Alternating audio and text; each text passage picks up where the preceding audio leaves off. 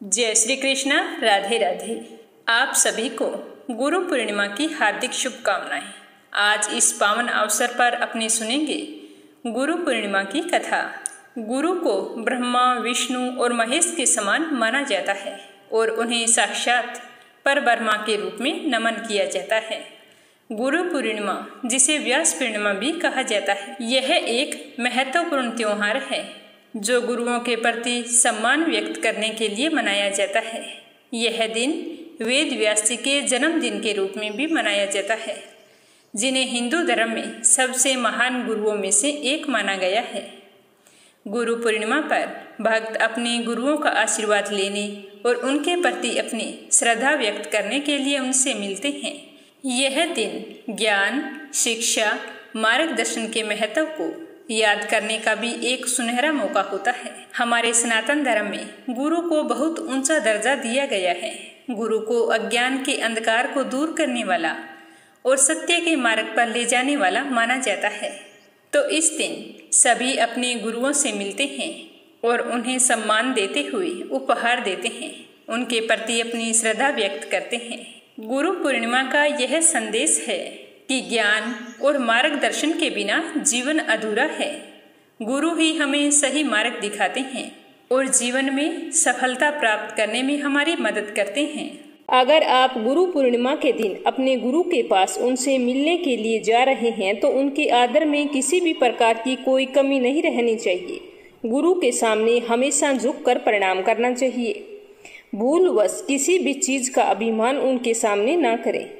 इस बात का पूरा ध्यान रखना चाहिए कि जिस प्रकार कुएं में रस्सी के द्वारा डाला गया बर्तन जितना ज्यादा झुकाया जाता है उसमें उतना ही ज्यादा पानी आता है। इसी तरह गुरु के सामने विनम्र रहकर आप उनकी ज्यादा से ज्यादा कृपा पा सकते हैं, क्योंकि गुरु शिष्य परंपरा में गुरु पूर्णिमा का दिन बहुत ही विशेष होता है। इस दिन गुरु के प्रति आभार व्यक्त करने का अवसर होता है, क्योंकि गुरु हमें अज्ञान के अंधकार से निकालकर ज्ञान रूपी प्रकाश में ले जाते हैं। सनातन धर्म में कहा जाता है कि गुरु के बिना परम ब्रह्म ज्ञान और मोक्ष दोनों ही प्राप्त नहीं होते। तो अब अपने सुनेंगे गुरु पूर्णिमा की कथा। गुरु पूर्णिमा का पर्व मनाने के पीछे मुख्य कारण है महर्षि वेद व्यास का जन्म। महर्षि वेद व्यास भगवान विष्णु के अंश के रूप में धरती पर आए थे। उनके पिता का नाम ऋषि पराशर और माता का नाम सत्यवती था। उन्हें बचपन से ही अध्यात्म में बहुत ही रुचि थी, जिसको पूरा करने के लिए उन्होंने एक बार अपने माता पिता से प्रभु दर्शन की इच्छा प्रकट की और कहा कि मैं वन में जाकर प्रभु दर्शन के लिए तपस्या करना चाहता हूँ। तो ये सब सुनकर उसकी माता ने उसे मना कर दिया, लेकिन महर्षि वेद व्यास जी ने अपने माता से इसके लिए हट किया, तपस्या करने के लिए राजी कर लिया। लेकिन उसकी माता ने उसे आज्ञा तो दे दी, लेकिन कहा कि जब घर का ध्यान आए तो वापस लौट आना, घर के द्वार तेरे लिए हमेशा खुले रहेंगे। तो इसके बाद वेद व्यास जी अपने माता पिता का आशीर्वाद लेकर तपस्या करने के लिए वन में चले गए और वहां जाकर उन्होंने कठोर तपस्या की। कठोर तपस्या से प्रसन्न होकर भगवान के आशीर्वाद से वेद व्यास जी को संस्कृत भाषा का ज्ञान हो गया। इसके बाद उन्होंने वेद, महाभारत, 18 महापुराणों एवं ब्रह्म सूत्र की रचना की। लोगों को वेदों का ज्ञान देने की वजह से ही आज इन्हें गुरु पूर्णिमा के दिन प्रथम गुरु के रूप में याद किया जाता है। जिन लोगों की कुंडली में गुरु कमजोर होता है उन्हें गुरु पूर्णिमा के दिन गुरु की पूजा अवश्य करनी चाहिए, जिससे गुरु मजबूत होता है और जीवन में आर्थिक संपन्नता बनी रहती है। अब दूसरी कहानी अपने सुनेंगे एकलव्य की गुरु दक्षिणा की। महाभारत काल में एकलव्य नाम का एक बहादुर लड़का था, जिसके पिता हिरण्यधनु हमेशा एकलव्य को जीवन में आगे बढ़ने की सलाह दिया करते थे और कहते थे कि यदि परिश्रम करोगे तो निश्चित ही इस दुनिया में सर्वश्रेष्ठ स्थान पाओगे। तो एकलव्य अपने पिता की ये बातें बड़ी ध्यान पूर्वक सुना करता था।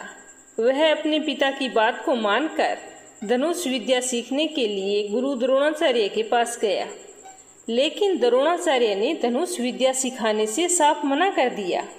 जिसके पश्चात एकलव्य दुखी मन से अपने पिता के पास आया और सब कुछ बता दिया कि कैसे गुरु द्रोणाचार्य ने धनुष विद्या सिखाने से मना कर दिया। तो एकलव्य की बातें सुनकर एकलव्य के पिता ने कहा कि हमें भगवान मिलते हैं क्या? लोग मूर्ति बनाकर पूजा करते हैं ना, तो तुम भी अपने गुरु की मूर्ति बनाकर धनुष विद्या का अध्ययन शुरू करो। तो यह बात एकलव्य को पसंद आई। उसने अपने पिता के कहे अनुसार गुरु द्रोणाचार्य की मूर्ति बनाई और धनुष विद्या सीखनी शुरू कर दी। वह अपने गुरु द्रोणाचार्य की मूर्ति से प्रेरणा लेकर मन में एकाग्रता के साथ एकलव्य धनुष विद्या सीखने लगा और फिर ऐसे एकलव्य धनुष विद्या में आगे बढ़ने लगा। इस तरह निरंतर अभ्यास करते करते एकलव्य धनुष विद्या में निपुण हो गया। एक बार की बात है कि गुरु द्रोणाचार्य अपने शिष्य पांडवों और कौरवों के साथ जंगल से गुजर रहे थे कि उन्होंने देखा कि एकलव्य कुत्ते की आवाज को निशाना साधकर बाण छोड़ रहा है जो सीधा कुत्ते के मुंह में जा रहा है। ऐसे एक एक करके बाण से कुत्ते का मुंह भर गया। यह सब देखकर गुरु द्रोणाचार्य को बहुत ही आश्चर्य हुआ और वे एकलव्य के पास पहुंचे और बोले कि तुम यह सब कैसे कर लेते हो? तो एकलव्य ने अपनी सारी बात गुरु द्रोणाचार्य को बता दी और बताया कि आपको हमने अपना गुरु माना है। तो गुरु द्रोणाचार्य एकलव्य की ये बातें सुनकर अर्जुन को सर्वश्रेष्ठ धनुर्धर बनाने का वचन याद आ गया और फिर उन्होंने सोचा कि एकलव्य तो अर्जुन से भी सर्वश्रेष्ठ है, तो वो सबसे ज्यादा श्रेष्ठ कैसे होगा? तो उन्होंने मन ही मन एक चाल सोची और फिर एकलव्य से कहा कि तुमने मुझे गुरु तो मान लिया, लेकिन गुरु दक्षिणा कौन देगा? तो यह बात सुनकर एकलव्य ने कहा कि हे गुरुदेव, जो आपको चाहिए वो मुझे बता दें, मैं अवश्य आपको गुरु दक्षिणा दूंगा। तो एकलव्य की यह बात सुनकर गुरु द्रोणाचार्य ने कहा कि तुम ऐसा करो, दाएं हाथ का अंगूठा मुझे दे दो। तो इसके बाद एकलव्य ने एक पल भी नहीं सोचा, गुरु के चरणों में अपना अंगूठा काटकर अर्पण कर दिया। गुरु द्रोणाचार्य ने ऐसी दक्षिणा इसीलिए मांगी कि एकलव्य अपनी जिंदगी में फिर कभी बाण नहीं चला सके और अर्जुन सबसे सर्वश्रेष्ठ धनुर्धर हो। तीसरी कहानी गुरु और शिष्य की। एक गुरु और एक शिष्य जंगल से होते हुए अपने गांव जा रहे थे। अंधेरा काफी हो चुका था। शिष्य ने अपने गुरु से कहा कि गुरु, काफी रात हो चुकी है, अगर आप कहें तो आज की रात यहीं आसपास के किसी गांव में गुजार लेते हैं। तो शिष्य की यह बात सुनकर गुरु ने अपना सर हाँ में हिलाया। पास में ही एक छोटा सा गांव था। दोनों वहां पर चले गए। वहां जाकर एक घर का दरवाजा शिष्य ने खटखटाया तो वहां से एक गरीब आदमी बाहर आया। तो गुरुजी ने कहा कि हम अपने गांव जा रहे हैं, लेकिन काफी रात हो चुकी है, अगर आप रुकने दें तो हम आपके घर एक रात रुकना चाहते हैं। तो वह गरीब आदमी बोला कि हाँ हाँ क्यों नहीं, आप दोनों अंदर आइए। तो जैसे ही गुरुजी अंदर गए तो उन्होंने देखा कि उस आदमी के घर में बहुत ही ज्यादा गरीबी थी। तो गुरुजी ने उसे पूछा कि आप काम क्या करते हो? तो वह गरीब आदमी बोला कि मेरे पास जमीन तो बहुत सारी है, लेकिन मैं कोई काम नहीं करता। तो गुरुजी ने कहा कि तुम्हारे पास इतनी सारी जमीन है, तो फिर इस तरह गरीबी में गुजारा करने का क्या कारण है? तो वह आदमी बोला कि जमीन तो मेरे पास बहुत है, लेकिन वो कोई काम की नहीं है। गांव वाले बोलते हैं कि तेरी जमीन तो बंजर है, यहाँ पर कुछ भी उगाया नहीं जा सकता, और वो कहते हैं कि ऐसी जमीन पर फसल उगाना कोई बेवकूफ आदमी का काम हो सकता है। तो गुरुजी ने कहा कि तुम फसल भी नहीं उगाते हो तो तुम्हारा गुजारा कैसे होता है? तो वह आदमी बोला कि मेरे पास एक भैंस है जिससे मेरा पूरा घर चलता है। तो इस तरह से गुरुजी और उस गरीब आदमी के बीच में काफी देर तक वार्तालाप हुई और बाद में गुरुजी तो सो जाते हैं और आधी रात को जागते हैं। जब देखते हैं कि गरीब आदमी का पूरा परिवार सो रहा है तो गुरु अपने शिष्य को उठाते हैं और कहते हैं कि चलो गरीब आदमी की भैंस को लेकर अपने गांव चलते हैं। तो शिष्य अपने गुरु से पूछता है कि गुरुजी, ये आप गलत कर रहे हैं। उस गरीब आदमी की रोजी रोटी इसी भैंस की वजह से ही चलती है। इससे ज्यादा मैं आपसे कुछ नहीं कह सकता। आप मेरे गुरु हैं, मुझसे ज्यादा समझदार हैं। आपकी आज्ञा का पालन करना मेरा कर्तव्य है। तो गुरुजी अपने शिष्य की तरफ देखते हैं और मुस्कुराते हुए आगे बढ़ जाते हैं और शिष्य उस भैंस को खोलकर अपने गुरुजी के पीछे पीछे चल पड़ता है। ऐसा करते करते वो गुरु और शिष्य रातों रात उस भैंस को अपने गांव ले जाते हैं। समय बीतता गया, उस बात को 10 साल हो गए। गुरु का जो शिष्य था वह भी बहुत बड़ा गुरु बन चुका था। तो एक दिन उसे उस गरीब आदमी की याद आई, तो वह सोचने लगा कि मेरे गुरु ने उस आदमी के साथ अच्छा तो नहीं किया, पर ऐसा क्यों किया? मुझे एक बार चलकर देखना चाहिए कि वो आदमी आज किस हाल में होगा। उसे 2 वक्त का भोजन मिलता भी है या नहीं मिलता। यह सोचकर वह उसी वक्त उस गांव की तरफ जाता है। लेकिन जैसे ही उस गांव में पहुंचता है तो देखता है कि जिस जगह पर उस गरीब आदमी का झोंपड़ा था वहां पर एक बड़ा ही आलीशान महल बन चुका है और झोंपड़ी के बाहर जो बंजर जमीन थी उस पर फल और फूलों के बगीचे भी लगे हुए थे। तभी घर में से उस घर का मालिक आ जाता है। शिष्य उसे पहचान लेता है और उस आदमी को बोलता है कि तुमने मुझे पहचाना? मैं एक बार अपने गुरुजी के साथ तुम्हारे यहाँ आया था। हम एक रात के लिए आपके यहाँ रुके थे।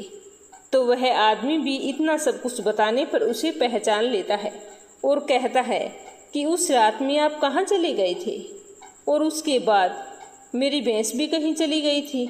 मेरे पास और कोई रास्ता नहीं था। मैंने अपनी ज़मीन पर मेहनत की तो फसल निकल आई और आज मैं इस गांव का सबसे बड़ा और अमीर आदमी बन चुका हूँ। यह सुनने के बाद शिष्य की आंखों में अपने गुरुजी के लिए आंसू आ गई और उसे सारी बात समझ में आ गई कि किस तरह से एक सच्चा गुरु अपने शिष्य के जीवन को सुधार देता है। गुरुवार को पूर्णिमा होने के कारण इस दिन का महत्व और भी अधिक बढ़ गया है। तो चलिए एक कथा सुनते हैं गुरुवार की। बोलिए विष्णु भगवान की जय हो। प्राचीन समय की बात है। एक नगर में एक बड़ा व्यापारी रहता था। वह जहाजों में माल लदवाकर दूसरे देशों में भेजा करता था। वह जिस प्रकार अधिक धन कमाता उसी प्रकार जी खोलकर दान भी करता था। परंतु उसकी पत्नी अत्यंत ही कंजूस थी।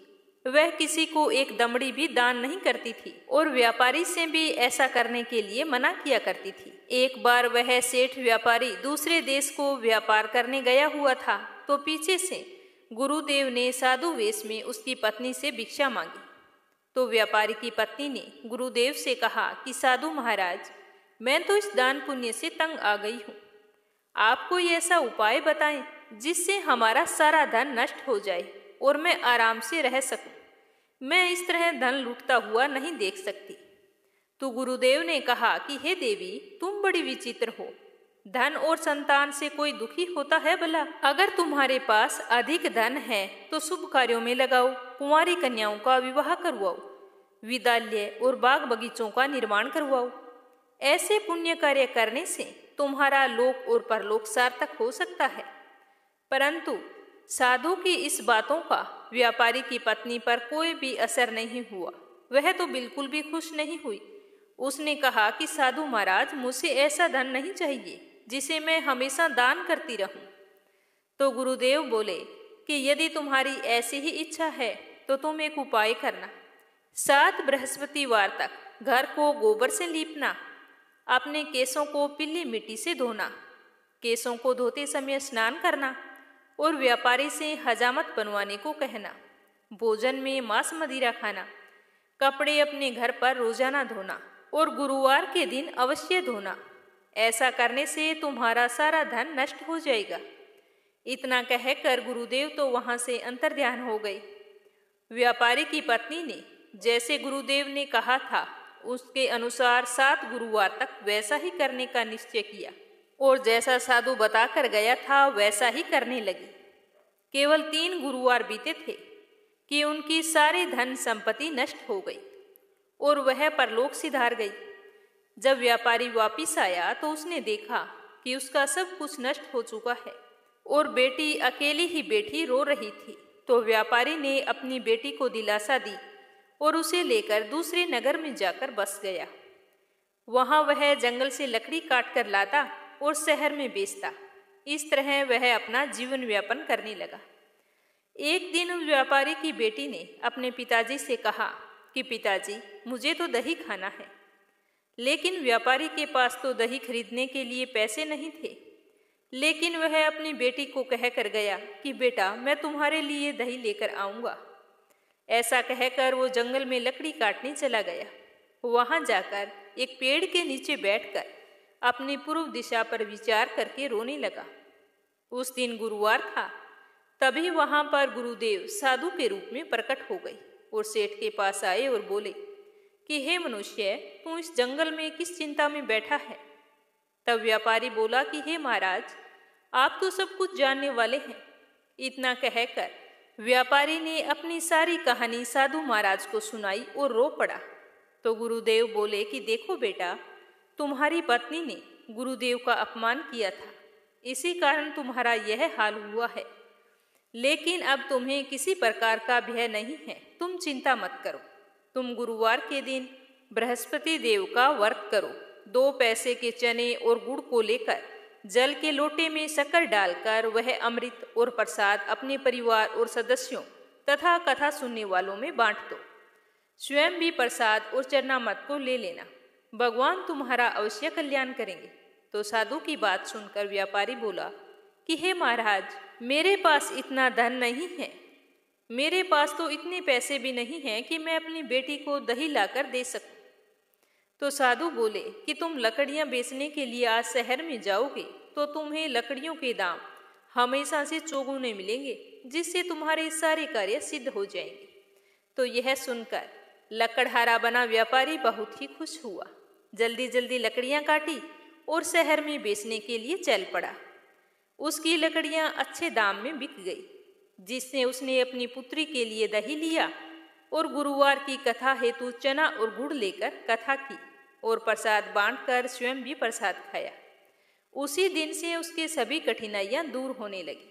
परंतु जैसे ही अगला गुरुवार आया तो वह तो व्रत करना भूल गया। अगले दिन वहां के राजा ने एक बड़े यज्ञ का आयोजन किया था। उसने पूरे नगर के लोगों के लिए भोज का आयोजन किया था।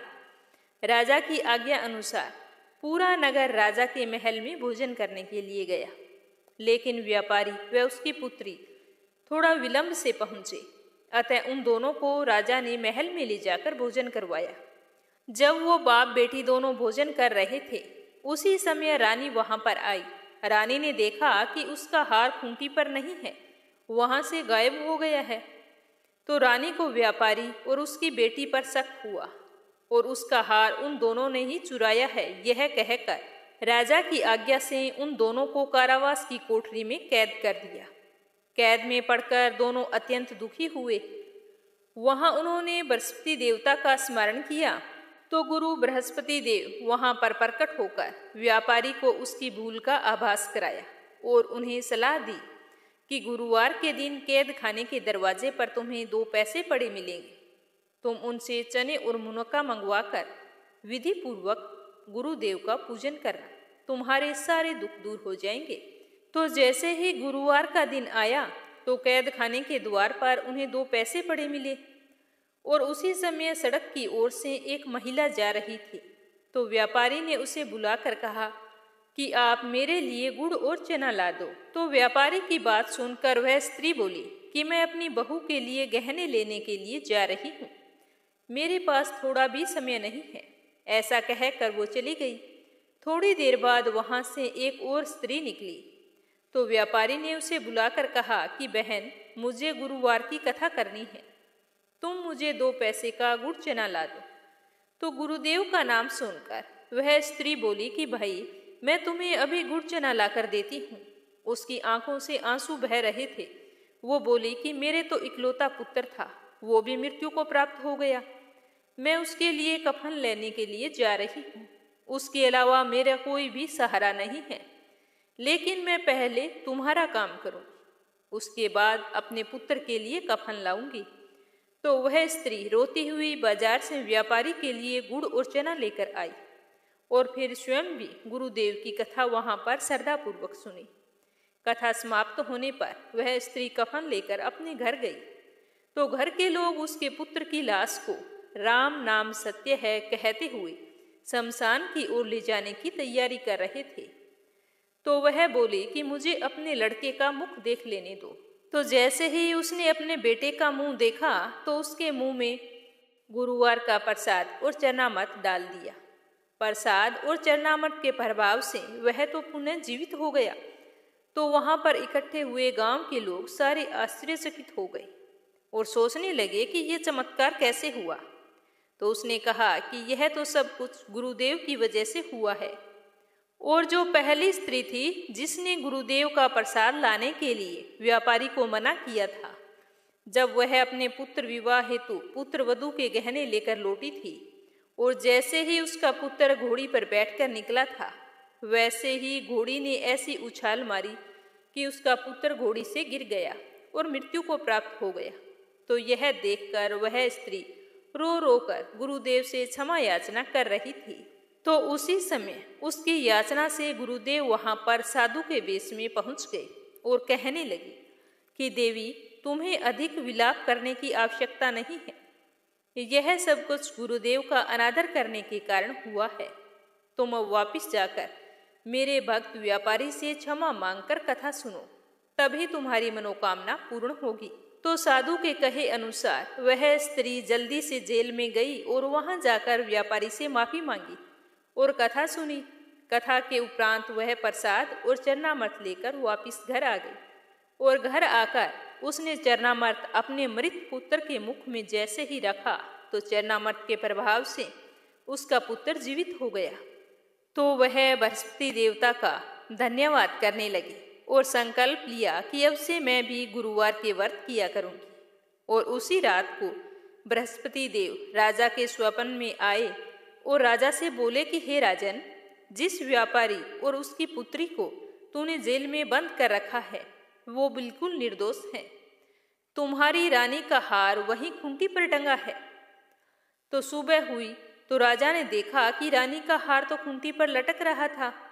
तो राजा ने उस व्यापारी को और उसकी बेटी को बुलाकर क्षमा मांगी और उन्हें आधा राज्य देकर और उसकी पुत्री का विवाह उच्च कुल में करवाकर खूब सारा दान दहेज हीरे जवाहरात दिए। इस तरह गुरुवार का व्रत करने से व्यापारी को अपना खोया हुआ मान सम्मान और धन दौलत पुनः प्राप्त हो गई। बोलो बृहस्पति देवता की जय हो। बोलो विष्णु भगवान की जय हो। सुनकर आपको कैसा लगा कमेंट बॉक्स में जरूर बताना। साथ ही अगर आपने मीरा भक्ति चैनल को सब्सक्राइब नहीं किया है तो जरूर करना और इस पर रोजाना प्रस्तुत होने वाली मार्गशीर्ष मास की कथाओं को श्रद्धापूर्वक सुनना और ज्यादा से ज्यादा शेयर करना। इस कथा को अंत तक सुनने के लिए आप सभी का बहुत बहुत धन्यवाद। जय श्री कृष्णा। राधे राधे।